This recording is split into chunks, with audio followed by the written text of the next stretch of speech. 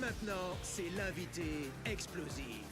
Alors notre invité, c'est pas Jingle, hein, c'est Benjamin Laverne. Il est à la Comédie Française dans Britannicus et jusqu'au 22 juillet. Mais avant, on va parler un petit peu de toi. Alors tu obtiens une licence Ça y est, les gens vont dormir là. d'information et de communication, c'est bien ça? Ah oui, tout à fait. Et puis tu suis des cours du soir au cours Florent. Exactement. Alors, et c'est vrai que tu as beaucoup hésité avant de devenir acteur. J'ai hésité, je me sentais pas très légitime et quand j'en faisais pas, ça me manquait pas. Et moi, je pensais que c'était une passion viscérale. Comme c'est un métier difficile, je me suis dit si je suis pas passionné, si je dévore pas des bibliothèques, si quand je fais pas de théâtre pendant un an, je ne meurs pas. Peut-être que je ne suis pas fait pour ça. Et après, bon là, j'ai vite compris que la passion venait en pratiquant. Et donc, c'était pas d'emblée. Donc j'ai arrêté de me prendre la tête et puis je me suis inscrit au cours Florent après avoir fait 2 ans en amateur à Poitiers. Et c'est donc en faisant, je faisais la fac, cette fac de journalisme, information, communication, donc en parallèle à Assas, et j'allais au cours du soir au théâtre. Et voilà, j'ai fait 4 ans à Florent, et pendant ces 4 années, plus j'allais au théâtre, plus ça me plaisait, plus je me passionnais, plus j'allais au théâtre, plus je lisais, je trouvais mon chemin. Et puis plus j'allais à la fac, plus je m'emmerdais. Et donc, plus ça se spécialisait aussi à la fac, donc il fallait être... Alors, Master 1, parce que j'ai fait une licence et un Master 1, donc cette fac de journalisme. Et il n'y avait que des gens qui voulaient faire ça après, au bout d'un moment. Donc voilà. Et toi, Après, j'ai quitté la fac et j'ai fait que du théâtre. Et en 2008, tu rentres au Conservatoire national d'art dramatique de Paris. Oui. Après avoir échoué 2 fois au concours. Ah, c'est vrai. Ah, ça, je l'avais pas, tu vois. Ouais. Au premier tour. J'avais même pas passé le premier tour des 2 premières fois. C'est en 3 tours le concours du conservatoire.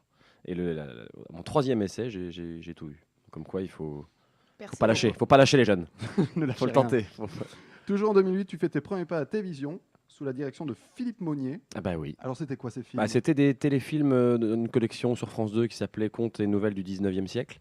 Et c'était l'adaptation de La Cagnotte de Eugène Labiche, qui était un vaudeville. Et je jouais avec, je me rappelle, il y avait Eddie Mitchell, Marianne Chazelle, Philippe Chevalier, Alain Doutet, enfin voilà, toute une bande. Je faisais un serveur, j'avais des rouflaquettes.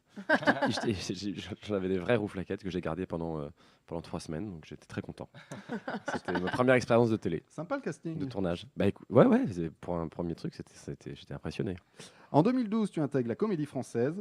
Alors, comment on fait pour intégrer la Comédie Française? On postule, Il n'y a on pas de t'appelle, règle. Il n'y a pas de règle. C'est-à-dire que tout le monde a une histoire différente.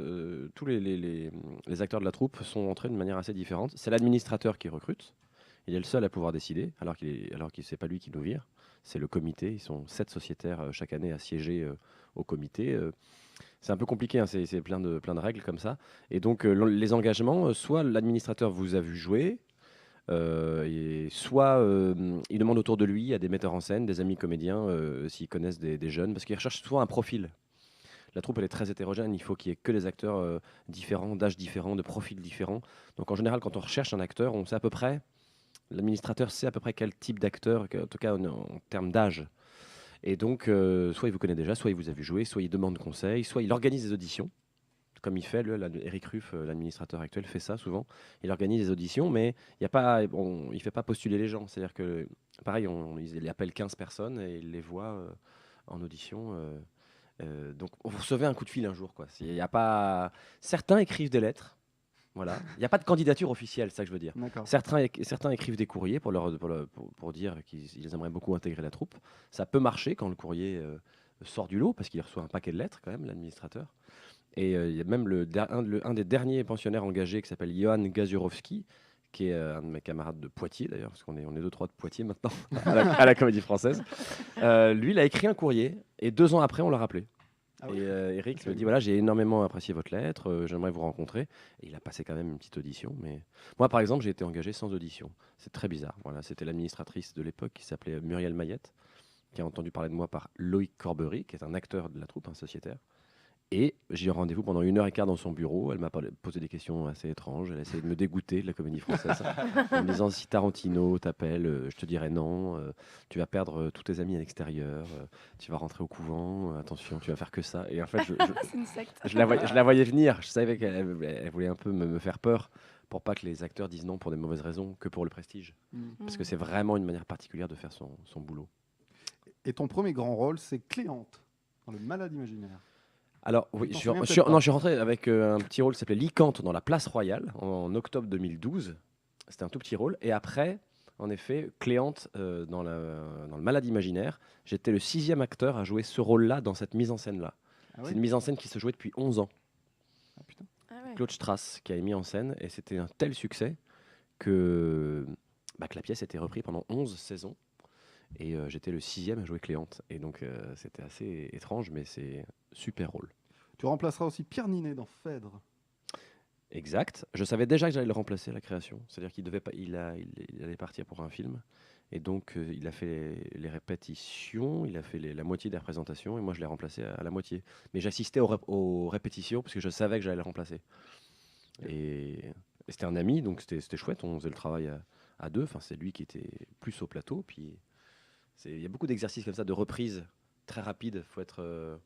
Faut savoir se mettre dans les pas du copain sans copier. Ouais. Sans s'oublier. Ça, c'est un drôle d'exercice. Je l'ai remplacé d'ailleurs après dans Chapeau de paille d'Italie aussi.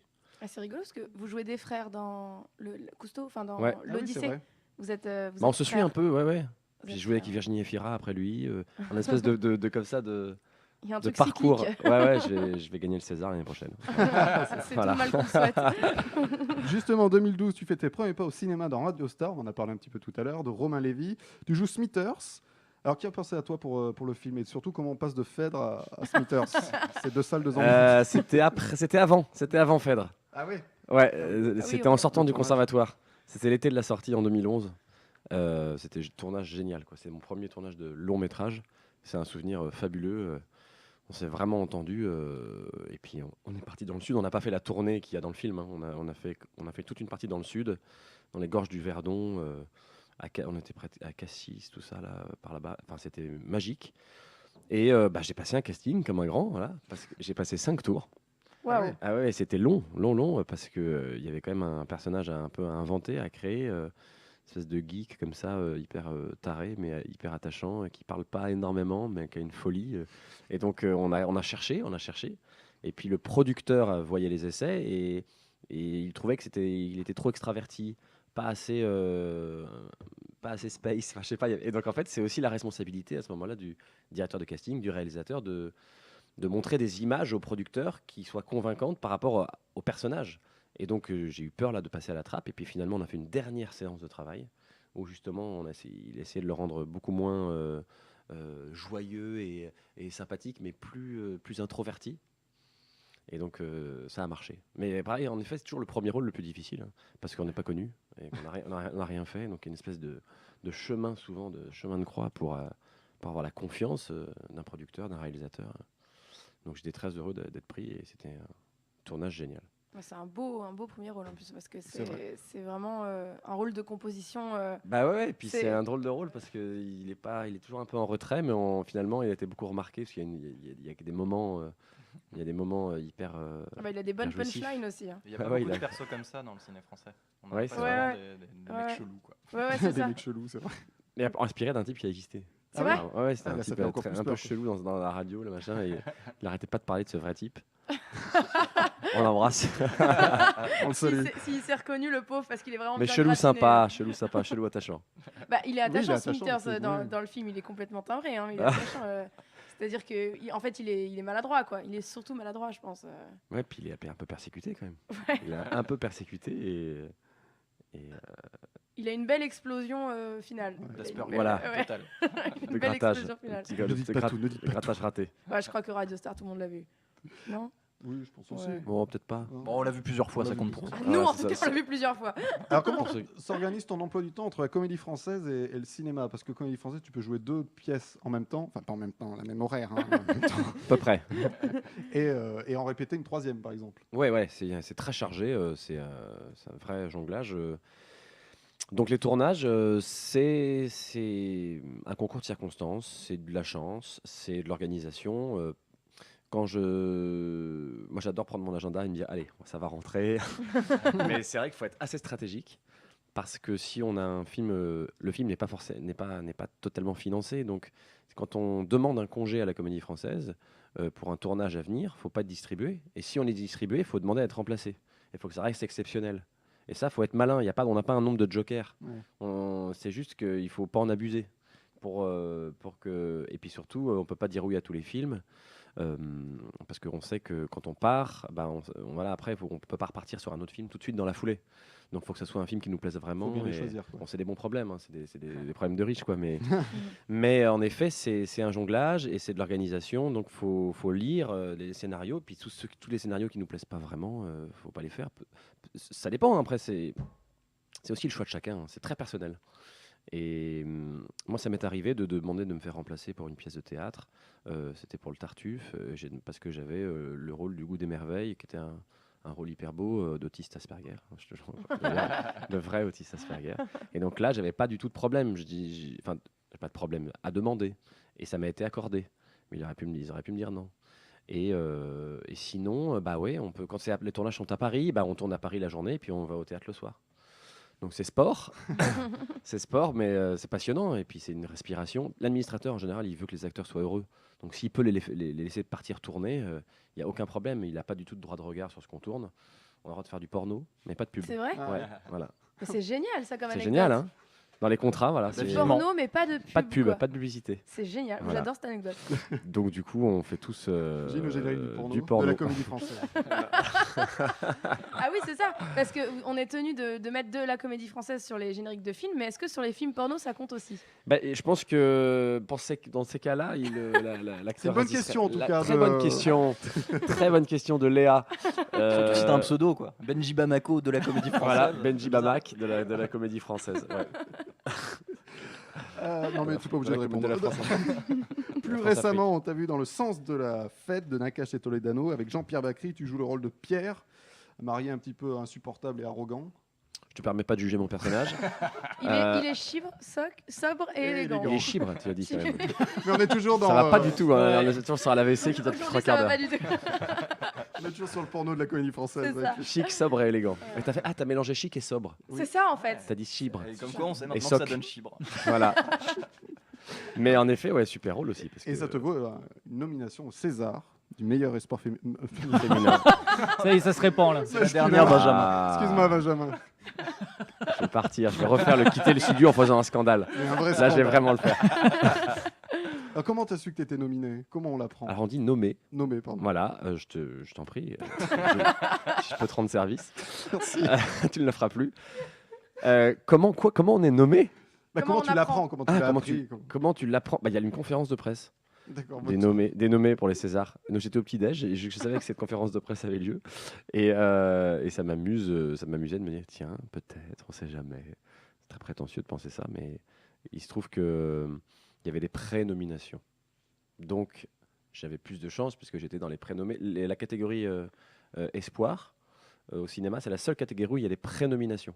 Ouais. On est 35, 17 Ah ouais. ou 36, on est 17 ou 18 garçons et filles de chaque côté et ils en prennent 5. Donc, c'est comme ça que je l'ai appris. Très bien. En 2 étapes. Et la même année, tu es nommé au Ouais. Molière. Eh oui. Molière alors, dans la catégorie Molière du comédien dans un spectacle de théâtre public. Hein, je préfère être clair. Hein. C'était pour les Fourberies de Scapin. C'était mise en scène par Denis Podalides. Tu jouais Scapin. Ouais. T'as aimé jouer Scapin? Ah oui, j'ai aimé, ouais. Beaucoup. C'est pas fini. Hein. Oui, ça va reprendre. Voilà. Ouais, je pense que je vais le jouer longtemps. Mais tant mieux. Mais c'est un rôle passionnant. On l'a joué 56 fois, un truc comme ça. Et puis là, on part en tournée de mi-septembre à mi-décembre dans toute la France. Le jouer, enfin dans 10 villes, pas dans toute la France.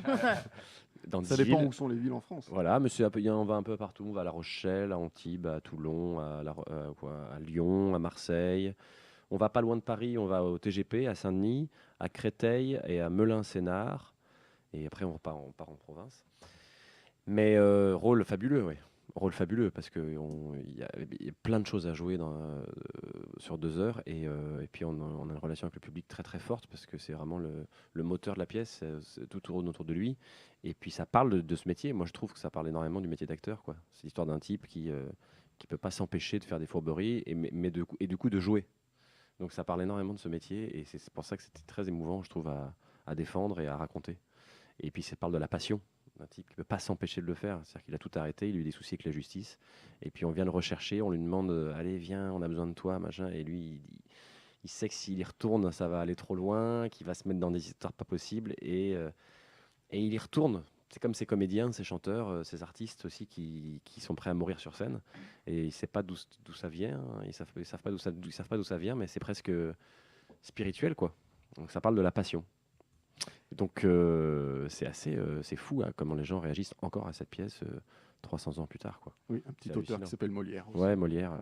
JB, J- si tu nous écoutes. J'y vais, on t'embrasse. On peut te voir sur Canal+ aussi dans la mini-série Un entretien dans laquelle tu interprètes c'est quoi? C'est un DRH qui fait passer des C'est un DRH. qui fait passer des Tout à fait. entretiens. On s'écoute un petit extrait. On entend ce qu'il pense. C'est ça, C'est ça, on entend ce qu'il pense. Bon, imaginons. Demain, je vous confie le poste. Quelle décision prenez-vous d'emblée? Alors, Oui. premièrement, Oui. Pardon. Oui, Alice? Le stagiaire, il reste 1 heure avec toi et après, tu peux l'envoyer en compta. Oui, c'est pourquoi j'ai dit oui. Pas que ça à foutre. Très bien, merci beaucoup, Alice. Merci. Génial. Oui, comment tu t'appelles déjà? Damien. Ok, Damien, viens. Installe-toi ici, là. N'aie pas peur. Alors, Damien, je te présente, c'est Martin. Là, on est en entretien et on regarde si son profil correspond aux attentes de l'entreprise. il est au chômage? Non. Enfin, peut-être, je sais pas d'ailleurs. Tu peux lui demander. Ça vous dérange pas? On l'implique? On l'implique. Tiens, on va même tenter un truc. C'est toi, Damien, qui va poser les questions. Eh ben voilà une bonne idée. Ça, c'est de l'ARH 2.0. Allez, vas-y. Je vous confie le poste. Quelle décision prenez-vous d'emblée? Oh, mignon. C'est d'emblée. Semble. Alors, d'emblée. si je vous confie le poste, quelle décision prenez-vous d'emblée? Alors pour moi, la chose. Ah, bah non, ne me regardez pas, moi je suis invisible. Hein. Ah non, c'est à Damien qu'il faut répondre. Alors, pour moi, Ok, j'ai une idée. Tiens, tu vas te mettre en face. Voilà, va te mettre en face à côté de lui. Comme ça, moi, je vois comment vous vous débrouillez tous les deux. Voilà, observe, laisse interagir. C'est masterclass aujourd'hui. Voilà, je vous en prie. alors, tu vois. Non, faut que vous voyez quand même, on est en entretien. Moi, j'ai vous voyez. Il est bien. Hein. Alors, vous voyez. Non, pardon, mais ça va pas du tout là. Ok, je comprends très bien.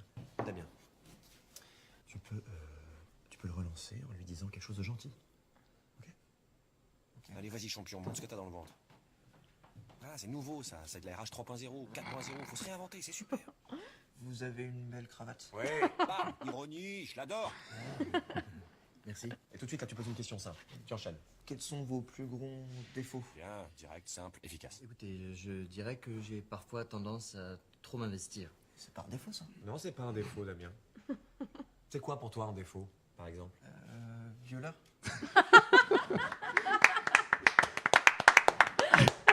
Vous retrouvez la suite sur mycanalplus.fr. Il y a 10 épisodes de 4 minutes. Alors, qui est à l'origine de cette série? C'est un court-métrage d'abord. Un C'est né, court-métrage, c'est né d'un court-métrage. Le réalisateur qui a écrit le court-métrage aussi, qui s'appelle Julien Patry, avait fait un court-métrage sur un entretien d'embauche. Je jouais le candidat et on entendait les voix, les pensées du DRH et du candidat. Et la caméra même descendait parce que la DRH n'arrêtait pas de regarder mon entrejambe. Et du coup, on passait sur le niveau d'en dessous. Il y avait bite et chatte qui se mettaient à parler ensemble. Donc il y avait 3 niveaux de lecture. Il y avait la discussion entre les deux sexes, il y avait l'entretien en direct et il y avait les pensées des deux. Ça, c'est génial. Et donc c'était assez conceptuel et ça avait vachement marché. Ça avait gagné le prix du court-métrage au Festival de comédie de l'Alpe d'Huez. Ah ouais. Et Canal+, il y avait quelqu'un de chez Canal+, qui a repéré ce court-métrage et qui a soufflé à l'oreille du metteur en scène, du réalisateur, de penser à un programme court. Et donc on y a réfléchi ensemble et voilà. Et du coup c'était moi le DRH et on s'est concentré sur les pensées intérieures du DRH et de ce personnage aussi, de sa pensée qui n'arrête pas, de ses névroses, du fait qu'il est pas fait pour faire ce job quoi du tout.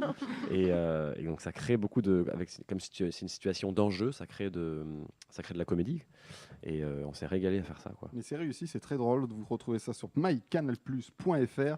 Et depuis le 21 juin, tu es dans Britannicus de Jean Racine, mise en scène par Stéphane Braunschweig. J'écorche pas le nom? Non, c'est Putain, je suis bon. bien wesh. Alors l'histoire, c'est quoi, Britannicus? Alors l'histoire c'est quoi? C'est une histoire de pouvoir. Alors, vous connaissez les personnages principaux, c'est Agrippine, Néron, Burrus. Néron, c'est l'empereur qui est au pouvoir, mais qui a volé quelque part la place de l'empereur légitime, qui est Britannicus. Et donc, Néron n'est pas encore un tyran, mais c'est un tyran en devenir. Et sa mère, qui est Agrippine, essaye c'est elle qui l'a mis au pouvoir, mais elle sent qu'il prend de plus en plus de place et ça pourrait se retourner contre elle. Et donc elle essaye de tempérer et tout ça, sauf qu'il a un caractère très particulier. Et cet imbécile de Néron enlève l'amoureuse de Britannicus en pleine nuit, Junie. Donc il met de l'huile sur le feu. Britannicus, déjà, qui se fait déposséder du pouvoir, se fait voler son amoureuse.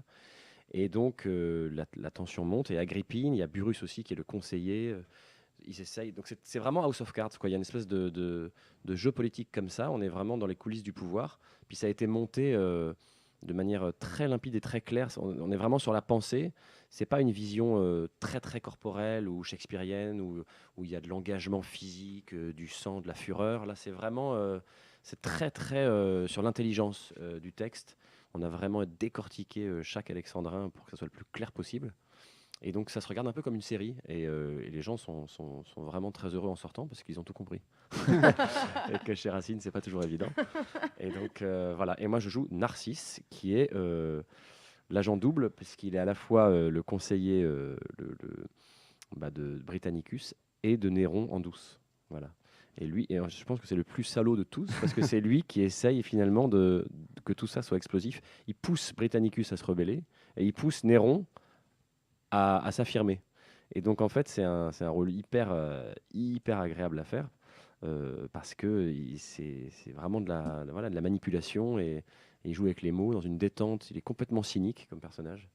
Il est complètement détendu et cynique et donc voilà. Puis je joue avec des super partenaires, quoi. Il y a Laurence Stocker qu'on voit beaucoup au cinéma aussi. Qu'on voit beaucoup au cinéma, Dominique Blanc, Stéphane Varupen, Georges Ascaliette, voilà, Hervé Pierre, Clotilde Bézère, enfin voilà, il y a une super bande, quoi. Et Britannicus sera au cinéma, une séance unique en direct de la Comédie Française, c'est le 5 juillet prochain. Pour en savoir plus, rendez-vous sur Gaumont Pâté. C'est Pâté qui organise ça, oui. Voilà. C'est pour que le cinéma soit en direct, le théâtre soit en direct au cinéma. C'est super chouette. Dans plus de 300 salles en France, là où il n'y a pas accès forcément à la Comédie Française, avec des lignes de TGV direct ou des choses comme ça, donc dans plein de petites villes. Et ça cartonne en fait, c'est génial parce qu'il y a plein de scolaires qui y vont et qui sont ravis de voir la Comédie Française en direct. Donc il y a une séance en direct, là c'est le 5 juillet, donc toutes les séances sont sur le site. Voilà. Et après c'est rediffusé. C'est top. Ils ont fait ça pour Scapin aussi. Ouais. Et pour Roméo et Juliette, pour Cyrano de Bergerac. Et ça marche de plus en plus, quoi. Donc c'est une hyper belle initiative. Ben, c'est le 5 juillet. Allez sur Gaumont Pâté pour voir s'il y a votre ville sur le site. Merci Benjamin, tu es avec nous jusqu'à 20h30. On se retrouve après Coming Summer. Et maintenant, c'est l'interview explosive. Alors comme tu es dans le programme court Un entretien, je vais te faire une interview entretien. Bien sûr. D'accord. Bon, vous pouvez vous présenter en 3 mots. Benjamin, Lave, Erne. Voilà. Est-ce que très drôle, c'est pas très drôle. Vous connaissez la réputation de notre entreprise ? Bien sûr, je connais la réputation de notre entreprise. Oui, bien sûr, oui, depuis maintenant quelques semaines, oui. C'est référence à quoi ça ? C'est ce que je dis dans la série ? Je crois que tu le dis, celui-ci. C'est la réputation de notre entreprise. Quel est votre plus gros défaut ? Mon plus gros défaut ? Perfectionniste. Je sais plus qui dit ça. Je sais plus qui a dit ça. Quel est votre modèle et pourquoi ? Mon modèle ? Oh putain, quel enfer. Mon père. Mon modèle, c'est Molière, parce qu'il est vraiment bon. GBP. GPM. Et où vous voyez-vous dans 5 ans ? Dans 5 ans ? Oui. Dans 10 ans, si tu veux. Dans 5 ans, je me vois où ? Je pense que je serai toujours à Paris, à la Comédie Française, épanoui dans mon boulot. Réponse tellement chiante. Imaginons, demain, je vous donne le poste d'animateur radio. Quelle est votre première décision ? Des chocobons à volonté. À volonté, partout des chocobons, des sacs de chocobons. Et enfin, qu'est-ce qui fait que je vous prendrai vous plutôt qu'un autre ?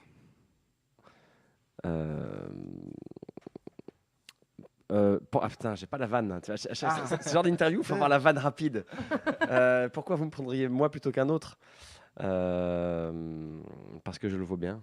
Je sais pas. Benjamin Laverne était notre invité. Retrouvez-le dans Britannicus de Jean Racine à la Comédie Française jusqu'au 21 juillet, mise en scène de Stéphane Braunschweig. Ah là, tu l'as écorché pour le Ouais, coup. t'as Là. vu? Parce que je t'ai pas sûr Braunschweig. du 21 juillet. C'est jusqu'au 21 juillet. Hein. C'est jusqu'au 22 juillet. Ah, c'est ça, ouais. voilà, tu vois. Aussi au cinéma, en direct de la Comédie Française le 5 juillet prochain. Pour en savoir plus, rendez-vous sur le site Gaumont Pâté et aussi un entretien. Un Oh entretien. là là là là là. Un entretien, c'est sur Canal+, les Chibre. samedis, on l'a pas dit, mais c'est le samedi à 20h25. Oui, c'est ça. Ou voir et à revoir sur mycanalplus.fr.